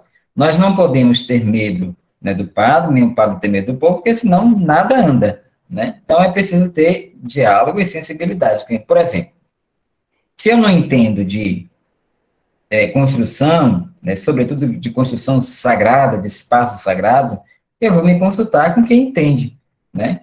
Vou consultar com a comunidade, saber o que é que ela acha, né? Eu não posso, né, tiranizar as coisas, né? Eu acordei hoje com vontade de pintar a igreja de preto, então vou pintar a igreja de preto. Mas será que pode pintar a igreja de preto? Eu vou consultar com quem entende, né, se pode pintar a igreja de preto. Eu vou consultar a comunidade, né, se convém pintar a igreja de preto, se temos condições de pintar a igreja de preto, enfim. Tudo convém de sensibilidade, né, responsabilidade, né, com o nosso templo sagrado, que é nosso, e diálogo. É exercer aquilo que o Papa Francisco hoje nos convida, né, no sínodo, né? É participação, comunhão e missão, todo mundo junto. Se a gente não cuida, não preserva do nosso tempo, quem é que vai? Né? Então, vocês é que são responsáveis por isso, né? Tem uma outra pergunta. Então, também não se deve bater palmas nas missas e a litúrgica entrar na igreja dançando com a Bíblia? Olha, bater palma na missa, não vejo problema. Eu, Lucas, não vejo problema. Eu não gosto, mas há quem goste. Então, não é que tem... É porque assim também, a gente não pode levar as coisas ao pé da letra. Não existe nenhum documento, ainda não vi. Se tiver, me mostre. Que impeça na missa de bater palma. Né? Não vi, por exemplo, também, como foi perguntado, de elevar as mãos na consagração, enfim. Então, vai mais da pessoa, né? Vai mais da comunidade. Existem comunidades que gostam de bater palma, tem comunidades que não gostam, né? Então, isso vai muito de pessoa para pessoa, de comunidade para comunidade, de padre para padre, né? Mas eu, Lucas, não vejo, particularmente, nenhuma agressão grave à liturgia. Existem outras coisas mais graves, né? Também não vejo a necessidade de entrada com o livro da palavra, né? Não vejo também necessidade. Ele pode começar já no ambão, no seu devido lugar. É ali o lugar dele. Não é o lugar, não convém que ele seja utilizado para fazer procissão da palavra, né, antes da liturgia. Então, convém que ele já comece já no seu devido lugar, que é o ambão. Tem duas perguntinhas para concluir o chat, e depois a gente vai para algumas pessoas que levantaram as mãos, tá? Porque na Sexta-feira Santa, quando não se recomenda comer carne, nós recebemos a comunhão na celebração.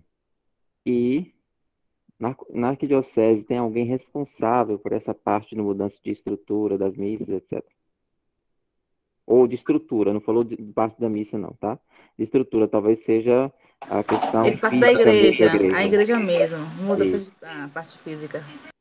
Olha, eu não tenho conhecimento, mas eu posso pesquisar depois se tem. Existem pessoas formadas, padres, né, formados para isso. Por exemplo, não sei se tem aqui nesta palestra, se tem alguém da Paróquia da Liberdade. Por exemplo, o padre José Valdo, que era o antigo pároco e nosso professor aqui no Instituto, e ele é especialista, né, em espaço litúrgico, né? Então, ele é fantástico, né? Agora, se existe uma comissão, eu desconheço, mas posso depois pesquisar. A outra pergunta foi a questão da Eucaristia e do jejum, não é isso? Na sexta-feira. Não tem nada a ver uma coisa com a outra. Não são duas coisas completamente diferentes. Na sexta-feira, nós precisamos nos abster de carne, claro, fazer o nosso jejum, mas nada impede de eu comungar na celebração litúrgica do ato da paixão. Então, são coisas completamente diferentes. Eu me abstenho de comer carne, mas eu não posso me abster de comungar do corpo do próprio Senhor, né? Então, são coisas totalmente diferentes. Karina Soares se inscreveu.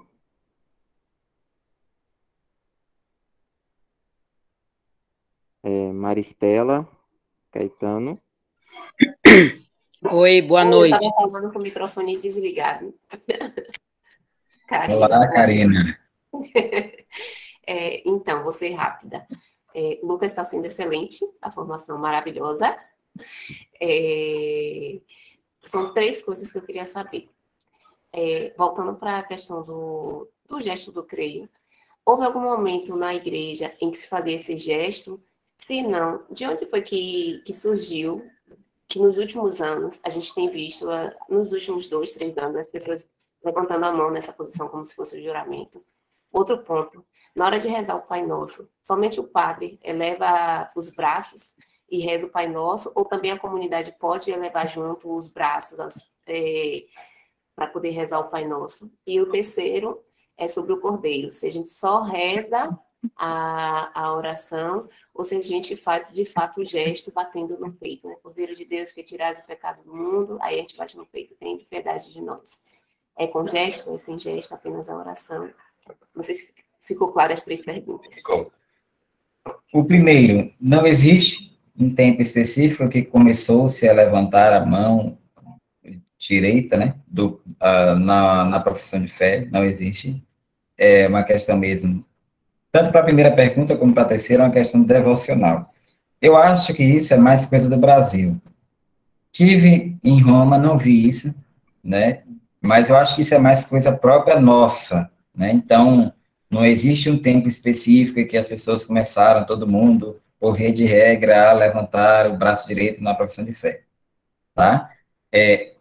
Quanto ao Cordeiro de Deus, não tem problema você bater no peito, né? É uma questão mesmo sua, né? Então, de fé da pessoa, então temos que respeitar. E a outra pergunta, a segunda que eu não lembro? Sobre o Pai Nosso, se somente o padre eleva os braços aos céus. Boa pergunta. Não existe também nenhum documento da igreja dizendo que o sacerdote e o povo devem, não, o sacerdote, claro, mas que o povo não deva, né, elevar as mãos. Pode, tranquilamente, né, inclusive se você vir aqui, se vocês virem aqui no seminário, eu espero que venham, né, tem seminarista que vai levantar a mão e tem seminarista que não, né, mas não existe nada específico. Olha, os fiéis leigos que estão na Assembleia não devem levantar as mãos. Então, se não existe, posso levantar. Ok? Maristela, né? Oi, boa noite. Boa noite. Uma pergunta que eu ia fazer, a irmã Karina acabou de fazer, porque assim, ao longo do tempo, né, de toda a vida da igreja, formação diz assim, formação diz assado, e isso sempre me inquietou em relação a esses gestos que ao longo do tempo a gente tem visto em muitas formações, não pode mais, não deve mais. Sei que Lucas já explicou aí uma série de coisas, mas assim, se são gestos tão concretos e de uma grande maioria das pessoas, como foi que esses gestos surgiram na vida das comunidades? Foi a mesma resposta que eu dei a Karina, eu digo à senhora também, né? Não existe um tempo específico, né?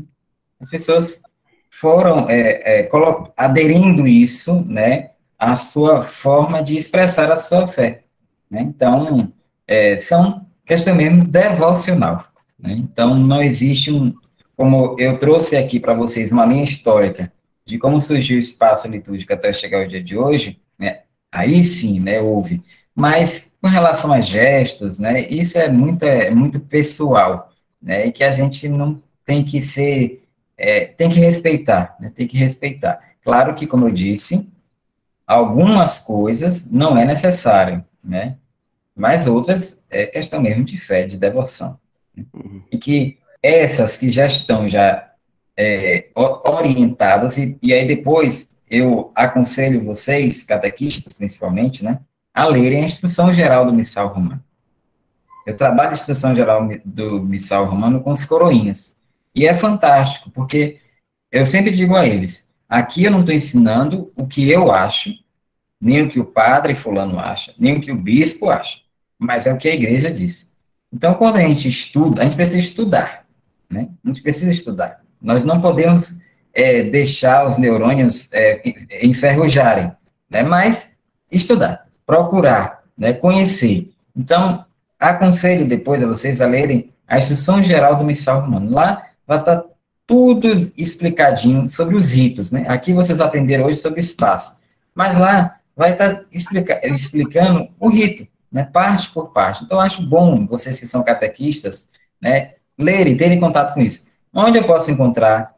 Nas Paulinas, nas Paulas. Não precisa comprar o Missal Romano, viu, gente? Pelo amor de Deus. Na internet mesmo tem, só baixar a internet tem.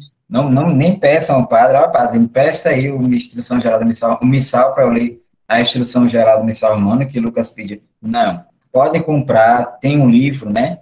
Aqui eu tenho, só com a instrução, né? Aqui, ó. Aqui é um dos, né? Mas na Paulina vocês vão encontrar, tem um verdinho, né? E é muito bom, é fininho, mas com toda a instrução geral, né? Explicando, né, a missa, né, as suas partes, sobre a inclinação, que é vênia, insensação, enfim, tantas outras coisas. Mas isso, meus irmãos, eu repito, é uma questão mesmo de devoção, de fé. Maria José Conceição escreveu. Boa noite, Lucas, paz e bem. Outra paroquiana. Diga, Maria José.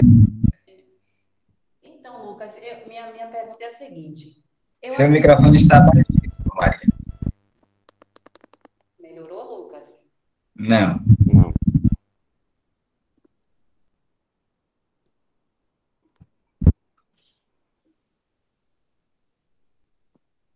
Se quiser, escreva.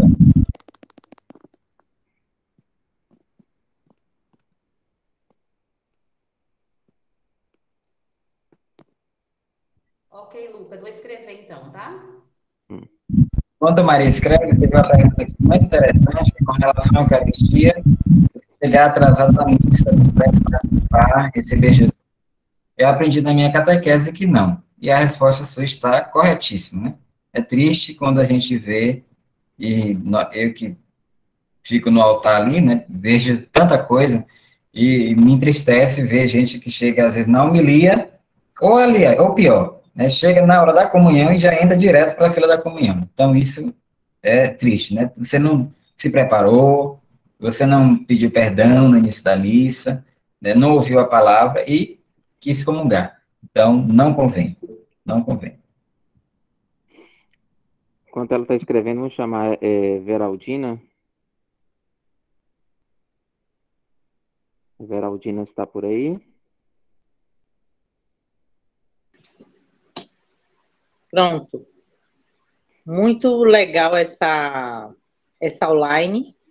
Estão me ouvindo? Sim. Gostei muito, eu estava com muitas dúvidas e várias dúvidas foi todas tiradas. Certo? Essa última aí, muito importante. E eu queria também tirar uma dúvida que há 2 anos atrás não tinha problema nenhum. Eu mesmo fiz todas as primeira comunhão, fui crismada, eu só sou casada no civil, não pode realmente pegar a Eucaristia, mas tem que ser casada realmente na igreja para pegar a Eucaristia. E parabéns, Lucas, amei mesmo. Minha irmã, já tem um passo, já é casada no civil. Agora basta regularizar a vida religiosa, a vida matrimonial religiosa, e aí sim você terá acesso, né, ao sacramento. Né? Então, basta combinar com o padre, olha, padre, quero regularizar minha vida com meu esposo para que nós possamos ter a nossa vida, né, sacramental, né, comungando da Eucaristia. Ok? Sim, mas outra dúvida, meu marido não é de frequentar a igreja, é como que se diz, eu sou casada com marido viúvo, certo? E aí, quer dizer, é difícil, aí vai ser difícil.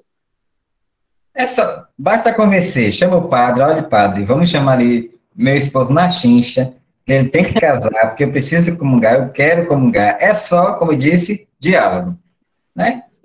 convida ali o padre para conversar com ele, né? Vamos dois juntos, né? Ter essa conversa para regularizar, né? Gente, casamento, né? Quem tiver também nessa mesma situação, não precisa pompa, né? Ali mesmo com o padre, você casa, pronto, já regularizou, né? Então, é questão mesmo de chegar, conversar com ele direitinho com o padre e regularizar isso, certo? Então, não precisa aquela festança, nem todo mundo. Não precisa. Eu acho que pode ser também um trabalho que a pastoral Tem os familiar casamentos de pode trabalhar, reparação, né? desenvolver, Pastoral junto familiar. com todos eles que estão, assim, fora dessa, vamos dizer assim, dessa norma, né, da igreja. Acho que a pastoral familiar poderia estar fazendo esse trabalho de conhecer essas realidades, principalmente dessas pessoas mais participativas da igreja, né, para tentar resolver pastoral familiar nesse sentido do matrimônio, né? Como outras pastorais poderiam olhar outras questões dentro, né, dessa perspectiva de tentar ajudá-las a resolver para eles aproximarem mais da Eucaristia. Bem local. Olha aí. Parabéns. Uma resposta boa mesmo. Precisa disso. Olha aqui a gente tem um costume muito bom de, ao chamar as pessoas para se auxiliar, o catequista, a gente sentar com a pastoral de conjunto. A pastoral familiar, a pastoral de iniciação da vida cristã, a pastoral da juventude. E as pessoas que estão nessa situação, a gente faz uma catequese, né, em casa, a igreja em saída, até regularizar. Tem dado muito certo aqui, 8, 12, 15 casamentos aqui na paróquia. Então, essa questão da pastoral de conjunto é muito boa, porque a gente consegue atenuar algumas dificuldades. É também a questão de acolhimento, né, essas pessoas, né? Às vezes nós precisamos trabalhar isso, né, o acolhimento. E o acolher o outro vai se sentir acolhido, então, vou ficar por aqui, me sentir bem acolhido, então, quem sabe, nós regularizamos essa situação. Né? É porque realmente tem alguns cargos na igreja que não pode, né? Não pode estar assim, amacebado, como diz a história. Tem que estar realmente casado na igreja para pegar algum cargo da igreja, não é isso? Vamos melhorar. Uma missão na igreja. Sim. Uhum. Isso. Tem a pergunta da Maria José aí na Conceição que diz: aprendi que, no momento da consagração, ficamos de joelhos e nos levantamos quando o padre diz: eis o mistério da fé. Mas vejo que algumas pessoas continuam ajoelhadas durante toda a oração eucarística. O que você diz a respeito? Costumo dizer que nós estamos proclamando o quê quando dizeis o mistério da fé? Né? A ressurreição de Cristo. A vinda de Cristo. A vinda de Cristo. Então, quando Jesus vier, eu quero estar de quê? De pé, sentado, ajoelhado. Em pé. Em pé, né? Então, convém que nós levantemos, né? Eis o mistério da fé. Anunciamos. Anunciamos o quê? Né? A vinda do Cristo, né? Que é a nossa esperança e a nossa fé. Então, eu pelo menos quero estar de pé. Então, convém que nós levantemos. Eu vou fazer a última pergunta daqui, tá? Para a gente poder já estar encerrando, viu? Que diz assim: quais os efeitos que o espaço celebrativo deve produzir na vida dos paroquianos? E eu acrescento uma parte que talvez tenha a ver com o tema mesmo: como a catequese pode fazer essa ligação desse espaço celebrativo na vida dos catequizandos, crismandos, catecúmenos, etc. Porque ali é o ápice da nossa fé. Toda a nossa vida pastoral, aqui, se eu fosse fazer uma pesquisa aqui, eu tenho certeza que aqui não só tem catequistas. Tenho uma absoluta certeza disso. E tem muitos agentes pastorais envolvidos em outras atividades na igreja. Então, eu devo olhar o espaço celebrativo como a realização da principal coisa da minha vida. E qual é? A Páscoa, a ressurreição, a vida nova. Né? Então, ali é o ápice da minha vida. Né? Eu vi uma história, né, no Sábado Santo tão bonito de uma mãe de um seminarista, né, indo celebrar o dia mais importante da minha vida. Até brinquei com ele, né? Não foi o dia do seu aniversário. Mas por quê? Porque, de fato, nós temos que olhar a ressurreição como vida nova, né? estamos em festa. Então, olhar o espaço celebrativo como a realização do maior acontecimento das nossas vidas, né? Cristo, né? Jesus morreu para nos dar vida nova, né? O sacrifício de Cristo foi um sacrifício vicário, um sacrifício de salvação, um sacrifício para nos conceder vida nova. Então, é isso que nós devemos transmitir em nossa catequese. E por isso, a importância da missa na vida dos jovens, na vida das nossas crianças, né? A missa é o coroamento, né? De tantas coisas bonitas, de tantas coisas que nós ouvimos, da fé de vocês, da experiência de vida de vocês, a missa vai coroar. E para isso, o espaço celebrativo deve estar bem harmonizado, né? Eu vi uma imagem aqui, eu coloquei, aliás, uma imagem aqui, e veja que imagem bonita, né? A cruz transpassada, iluminada, até o próprio Santuário Nacional, com aquela grandiosidade belíssima dele, né? Então, veja, se você entrar numa igreja dessa, né? Veja, arrumada, bela, bonita, né?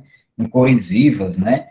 Então, climatizado, então, hein? Com o calor que a gente vive aqui em Salvador, se fosse climatizado, então, maravilha, né? Então, o espaço celebrativo deve gerar isso em nós, né? Onde tem bagunça, como eu falei lá no início, a gente não consegue celebrar, a gente não consegue viver bem, vivenciar bem, celebrar a nossa fé. Certo. Então, a gente vai agradecer muito, está agradecendo muito ao nosso Lucas aí, né? Convide-nos para a celebração, viu? Do diaconato e presbiterato aí também, viu? Ok. Agradecendo por essa partilha, né? Para conosco aí, da sua experiência. E se a gente precisar, com certeza a gente recorre de novo a você para outros momentos, né? E como tem um monte de elogio para você, não sei se você viu aqui no chat, mas tem um monte de elogio lá para você, então não vou nem reiterá-la, só vou confirmar realmente que foi muito bom, né? Nessa Semana Bíblica Catequética nós estamos tendo excelentes formações, né? Desde já, muito obrigado, que Deus continue abençoando a sua vida, sua missão e sua vocação, e conte também conosco com as nossas orações, né? Para que você continue firme na fé, né? Nessa missão sua, né? Nós damos uma palavrinha para você, né? Para você concluir o seu momento, e depois nós vamos fazer a nossa oração final, certo? Aí aguardem, todo mundo, não saiam antes da oração final, tá bom? Eu quero agradecer muito ao convite do Padre Zeca. O Padre Zeca é diretor espiritual aqui no nosso seminário e me fez esse convite, fiquei honrado, né? No primeiro dia eu já vi logo o Dom Dorival, né? Então uma responsabilidade grande, né? Dom Dorival, doutor em liturgia, né? Especialista na área, então foi uma responsabilidade muito grande. Mas que bom que vocês gostaram. Quero agradecer também a você, José Carlos, que fez essa ponte aí, né?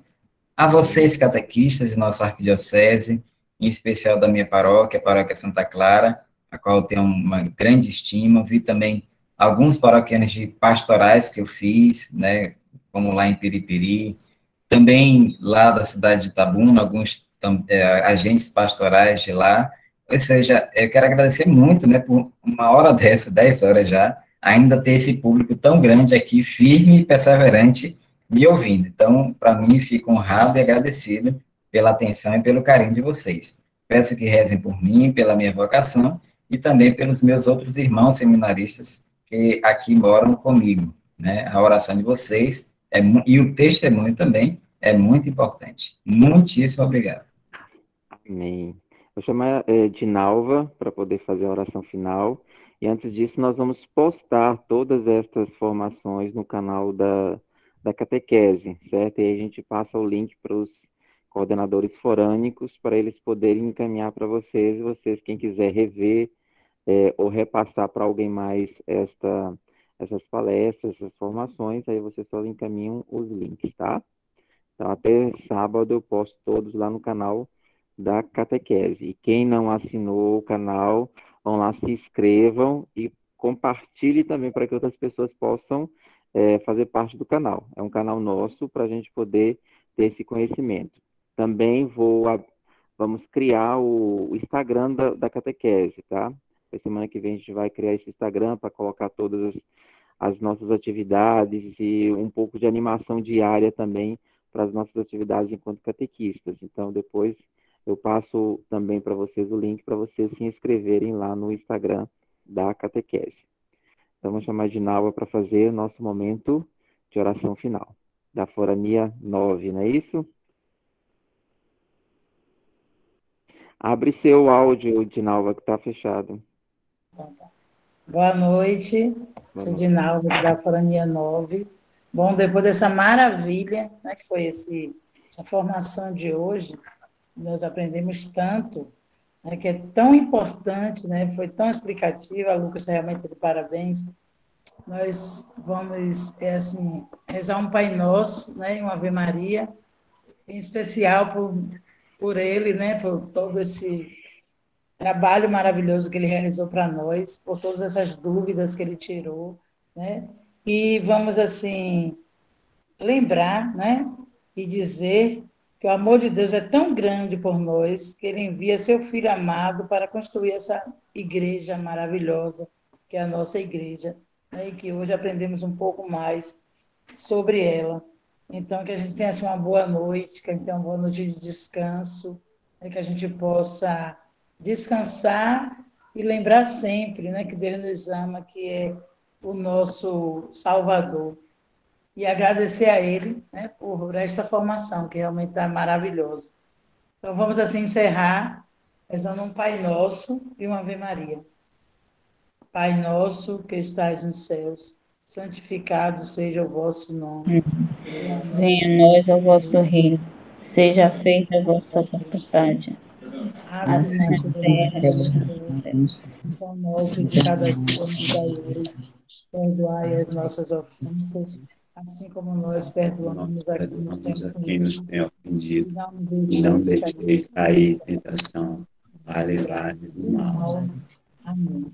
Vamos pedir a Nossa Senhora que cubra Lucas, né, e todos nós com seu manto sagrado sempre. E vamos agradecer a ela, né, por todo o amor, né, e por ser a nossa mãe e a mãe da igreja. Ave Maria, cheia de graça, o Senhor é convosco. Bendita sois vós, e bendito é o fruto do vosso ventre, Santa Maria, Mãe de Deus, rogai por nós, pecadores, agora e na hora da nossa morte. Amém. Antes de concluir aí, Dinalva, lembrar que amanhã nós temos a última noite com liturgia e mistagogia com Cristiano. Então, animem-se e animem os outros catequistas para participarem. Amanhã é o nosso último dia da Semana Bíblica Catequética, tá? Com o tema liturgia e mistagogia. Bom, pode concluir. Amém. Final. Então, vamos agradecer a Deus, né? E vamos continuar reunidos em nome do Pai, do Filho e do Espírito Santo. Amém. Amém. Uma boa noite a todos. Boa noite. Até amanhã. Boa noite. Até amanhã. Até amanhã. Boa noite. Boa noite. Deus abençoe a todos. Amém. Boa noite. Até amanhã. Boa noite a todos. Deus nos